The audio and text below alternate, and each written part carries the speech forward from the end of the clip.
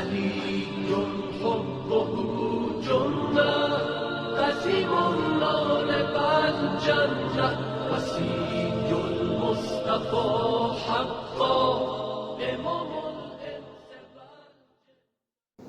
اعوذ باللہ من الشیطان الرجیم بسم اللہ الرحمن الرحیم الحمد للہ رب العالمین وبہ نستعین وہو خیر المعین وصلی اللہ علی محمد وآلہ الطیبین الطاہرین المعصومین اما بعد فقد قال اللہ سبحانہ وتعالی فی کتابہ المبین بسم اللہ الرحمن الرحیم ورتل القرآن ترتیلا صدق اللہ العلی العظیم۔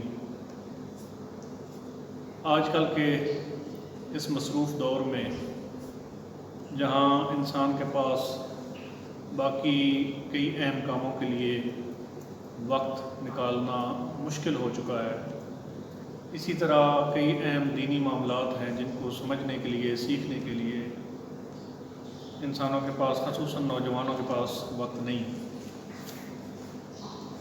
اسی ضمن میں ہم نے ایک کوشش کی ہے تلاوت قرآن، تجوید قرآن اور قراءت نماز نوجوانوں تک بڑے آسان، بڑے عام فہم انداز میں پہنچانے کے لیے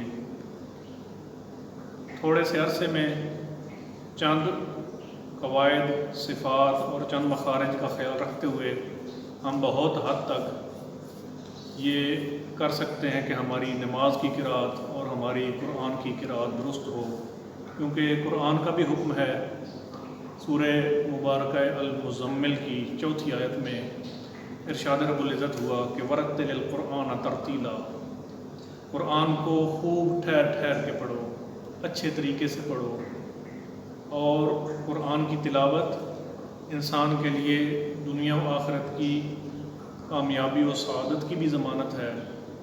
قاری قرآن کے متعلق جو حدیث شریف میں روایت آئی ہے کہ قرآن کے قاری کو کہا جائے گا کہ اے قرآن پڑھنے والے، قرآن کی تلاوت کرتا چلا جا اور تیرے درجات بڑھتے چلے جائیں گے۔ تو قرآن کی تلاوت درست انداز میں اسی طرح ہو سکتی ہے جب ہم اس کے قواعد، صفات و مخارج کو سمجھیں، ان کو عملی طور پر منطبق کریں اور اس کے بعد اس کے اجر کو صحیح معنوں میں حاصل کرنے کی کوشش کریں۔ کوشش کی گئی ہے کہ تجوید قرآن اور تجوید لغت عربی قراءت نماز سے متعلق بہت عام فہم اور آسان انداز میں نوجوانوں تک یہ اسباق پہنچائے جائیں۔ سب سے پہلے تو تجوید کی تعریف، معنی، لفظی معنی، اصطلاحی معنی کیا ہے۔ تجوید کا لفظی معنی ہے خوبصورت بنانا، کسی چیز کو، کسی شے کو خوبصورت بنانے کو تجوید کہا جاتا ہے۔ جود سے نکلا ہے جواد، تجوید خوبصورت بنانا۔ اصطلاحی معنی میں اس کی تعریف یہ ہوگی کہ عربی کے تمام حروف تہجی کو اس کے مخارج، ان کی صفات اور ان کے قواعد کے مطابق ادا کرنے کے علم کو تجوید کہا جاتا ہے۔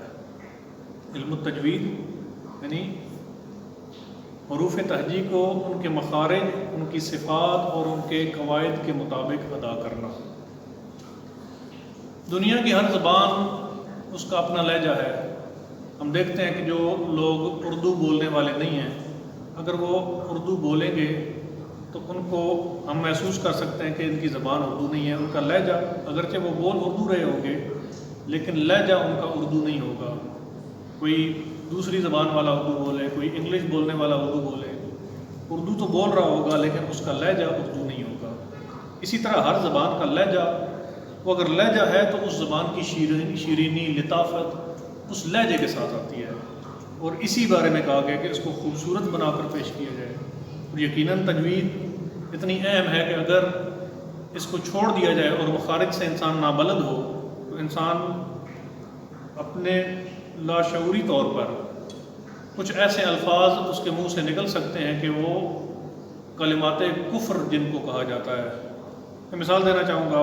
مثال کے طور پہ اگر زبر زیر پیش یا مخارج کا علم نہیں ہے تو انسان اگر کہہ دے اللہم صلی علی محمد و آل محمد، سواد جو ہے وہ پر پڑھنا ہوتا ہے مخارج میں، یعنی سواد کی آواز موٹی نکلنی چاہیے، سین کی آواز باریک ہے۔ درست درود، درست صلوات، اللہم صلی علی محمد و آل محمد، اگر انسان اللہم صلی علی پڑھے، باریک آواز سے پڑھے، اس کا معنی الٹ ہو جاتا ہے، یعنی اے اللہ تو جنگ کر، تو تلوار کھینچ۔ ادھر ہے کہ اے اللہ تو محمد اور آل محمد پر درود بھیج، رحمت نازل فرما، اور ادھر الٹ معنی ہے۔ تو یہ معنی بالکل الٹ ہو گیا مخارج کے نہ جاننے کی وجہ سے۔ انعمت علیہم یہ ایمان ہے، انعمتو علیہم انسان پڑھ دے تو یہ کفر ہے۔ اسی وجہ سے انسان کو فقط قرآن پڑھنا، نماز پڑھنی نہیں بلکہ صحیح قرآن اور صحیح نماز پڑھنے کا طریقہ آنا چاہیے۔ عربی کے 29 حروف تہجی ہیں جن کو علماء تجوید نے مختلف مخارج کے ساتھ جن مخارج سے ادا ہوتے ہیں اس طرح ان کی کیٹیگریاں بنائی ہیں، کیٹیگرائز کیا ہے، اور ان کو ان کے مختلف مخارج کے ساتھ بیان کیا ہے۔ 5 مخارج ہیں بنیادی طور پر کہ جن سے تمام کے تمام حروف ادا ہوتے ہیں۔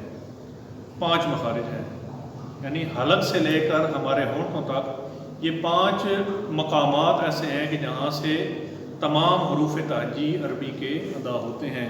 جن میں سب سے پہلا جو مخرج ہے یا مقام ہے وہ حلق سے شروع ہوا۔ اس کے بعد جوف دہن، جوف دہن کا مطلب ہے منہ کا پیٹ، جوف کا مطلب پیٹ اور دہن کا مطلب منہ، جوف دہن یعنی منہ کا پیٹ۔ اکراس دا ماؤتھ جو منہ کے اندر کا حصہ ہے اس کو جوف دہن کہا جائے گا۔ تیسری جو چیز ہے اس کو زبان، جو مخارج میں لسان، وہ لسان جو ہے وہ تیسرا مخرج ہے جہاں سے یہ حروف ادا ہوتے ہیں۔ چوتھے نمبر پر ہونٹ جہاں سے حروف ادا ہوتے ہیں، اور 5واں خیشوم جس کو ناک کہا جاتا ہے۔ کچھ حروف ہیں کہ جو ناک سے ادا ہوتے ہیں۔ تو یہ 5 مخارج ہیں، 5 مقامات ہیں جہاں سے یہ تمام کے تمام حروف ادا ہوتے ہیں۔